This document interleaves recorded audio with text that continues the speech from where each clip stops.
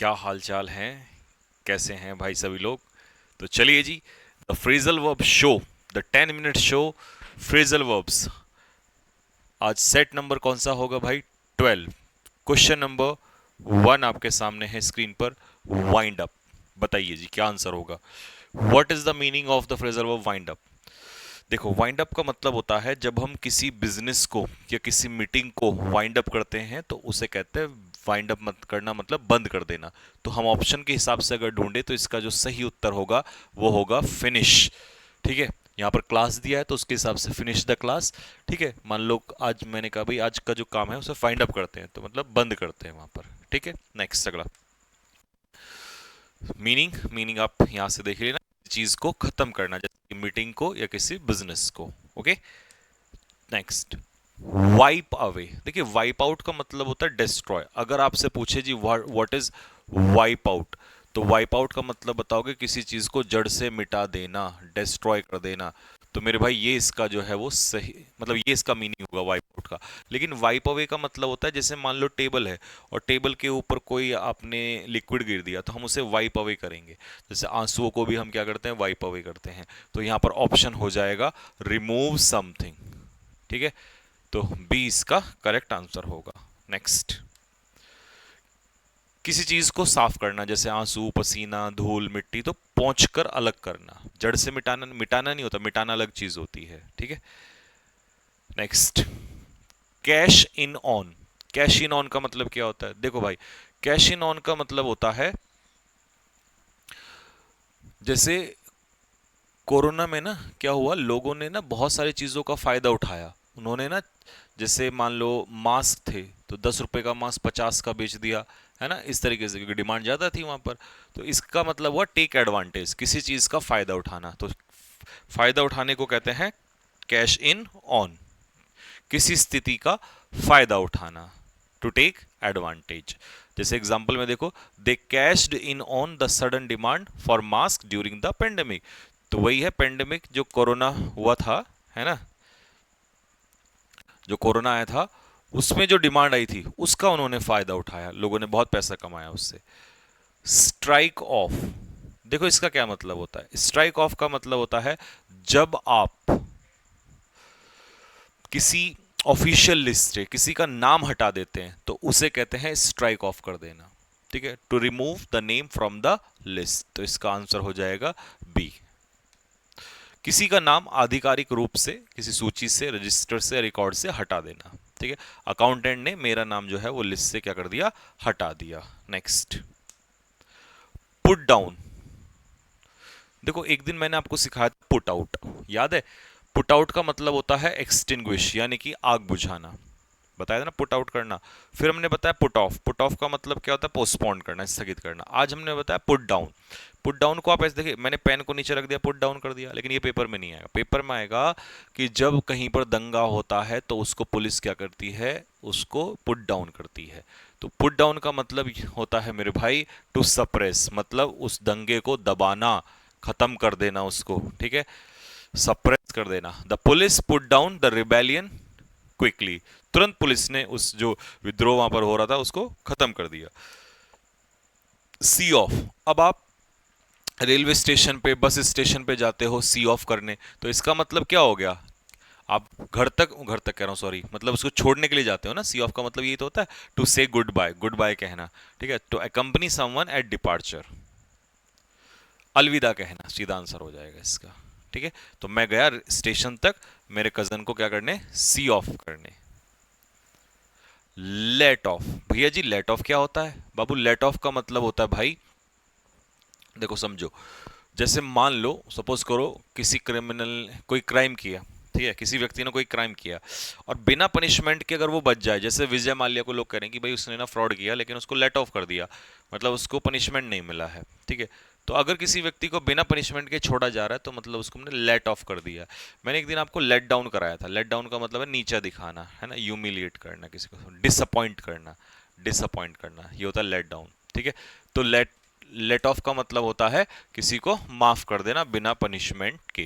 ठीक है, किसी को सजा या जिम्मेदारी से माफ कर देना, ये इसका आंसर होगा।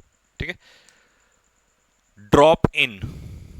समझो ड्रॉप इन का मतलब क्या होता है मेरे भाई। ड्रॉप इन का मतलब पता है क्या होता है? ड्रॉप इन का मतलब होता है, देखो जैसे मान लो आप अचानक से किसी के घर पहुंच गए, ठीक है, बिना बताए, तो इसे कहते हैं ड्रॉप इन करना।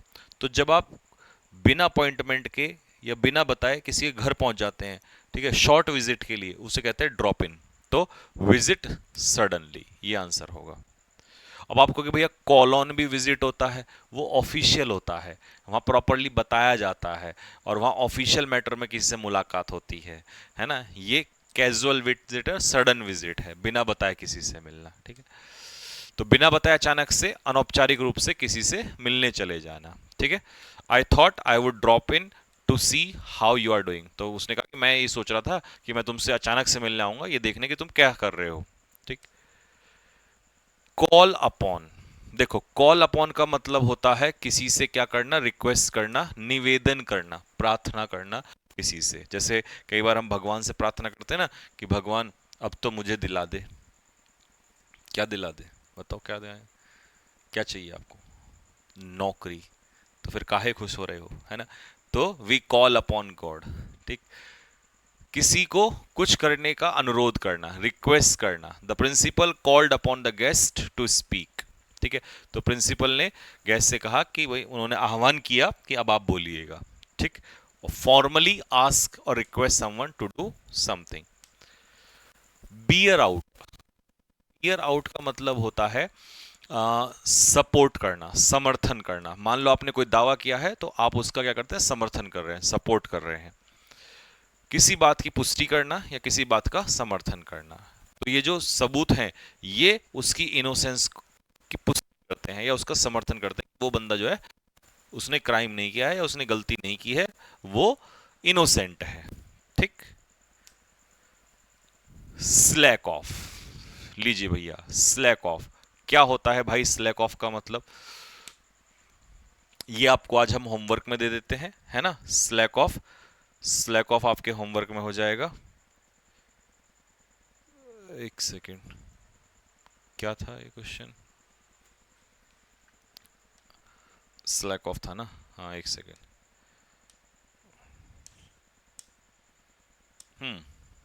ये करो, स्टैंड फॉर। अब देखो स्टैंड फॉर का मतलब क्या होता है? स्टैंड फॉर का मतलब होता है, जैसे मैं आपसे कहूं MLA stands for member of legislative assembly, MP, तो MP stands for member of parliament. तो स्टैंड फॉर का मतलब होता है किसी चीज को क्या करना, रिप्रेजेंट करना, ठीक है। टू रिप्रेजेंट समथिंग या to be symbol of something, किसी चीज का प्रतीक होना या किसी चीज को रिप्रेजेंट करना। तो what does WHO stand for? तो WHO किस चीज को स्टैंड फॉर करता है, किस चीज को रिप्रेजेंट करता है? बताओ कमेंट बॉक्स में कि किसको रिप्रेजेंट करता है, और मुझे इसका आंसर बताओ कि जी इसका आंसर क्या होगा, ठीक है। चलिए अभी भैया, अब अंत करते हैं आज की कक्षा का। दो गुट बटे हुए हैं इस समय पर मेरे पास व्हाट्सअप और इंस्टाग्राम पे बेहिसाब मैसेजों की बौछार हो गई है। एक गुट कह रहा है कि भैया हम कुछ बच्चों के चक्कर में हमारा नुकसान मत करिए, हमारे जो CGL का मॉक टेस्ट है उनको स्टार्ट कर दीजिएगा।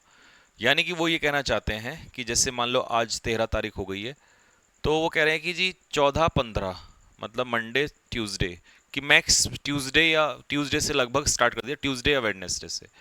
एक पक्ष कह रहा है कि जी 25 तारीख से स्टार्ट कीजिए, मतलब अभी कम से कम 10 दिन लीजिए। तो ये दो पक्ष बढ़ चुके हैं। अब समस्या ये है कि अगर मैं डिले करूं तो एक बहुत बड़ा पक्ष जो है उसका नुकसान हो रहा है।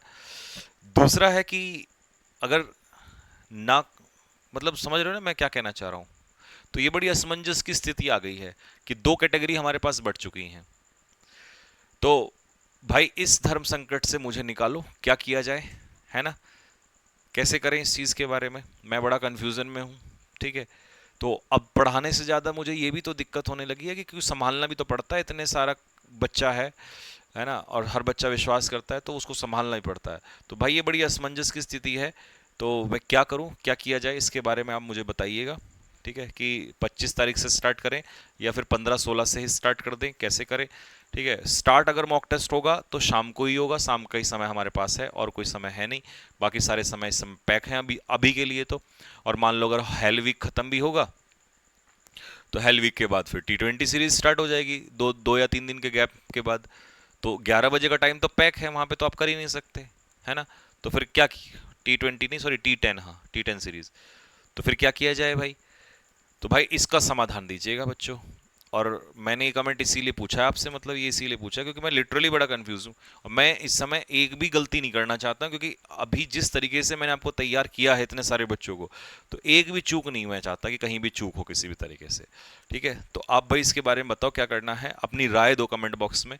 हो सकता है आपका 20-25 सेकंड या 30 सेकंड या 1 मिनट लगे इसको लिखने में, लेकिन आप इसमें बताओ भाई क्या कर सकते हैं। ठीक है, तो अगर सबके कमेंट्स आएंगे तो मुझे तब लगेगा कि हाँ यार सही डायरेक्शन मिलेगी इस चीज़ के बारे में। ठीक है, तो इसके बारे में आप कमेंट करना। ठीक है, आज संडे है तो मैं भी कमेंट्स आपके पढ़ पाऊंगा और फिर मैं उसी आधार पर डिसीजन ले पाऊंगा। ठीक है भाई, तो ये काम आप लोगों ने करना है। चलिए, तो मिलते हैं आप लोगों से नेक्स्ट क्लास में। तब तक के लिए सभी हमारे प्यारे बच्चों को, और बाकी बताना कि क्या मन की बात रख ली जाए, मन की बात में ही रखें ये सब, या नहीं तो पहले आप कमेंट कर दो। जैसा भी है, मतलब मन की बात में चाहते हो तो वहाँ वहाँ कर लेंगे डिस्कशन, या आपका ओपिनियन क्या है फटाफट जल्दी से कमेंट्स लिखो। ठीक है, चलो जी, तो मिलते हैं आपसे नेक्स्ट क्लास में। तब तक के लिए सभी, और हाँ new students Telegram channel join कर लेंगे, जितने भी नए बच्चे इसको देख रहे हैं। टेलीग्राम चैनल इस वीडियो के नीचे डिस्क्रिप्शन में दिया हुआ है, सर्च भी कर सकते हो इंग्लिश बाय संजीव सर, तो आपको पूरी PDF वहीं पर मिल जाएगी। ठीक है, चलो जी, ओके, जय हिंद सभी को।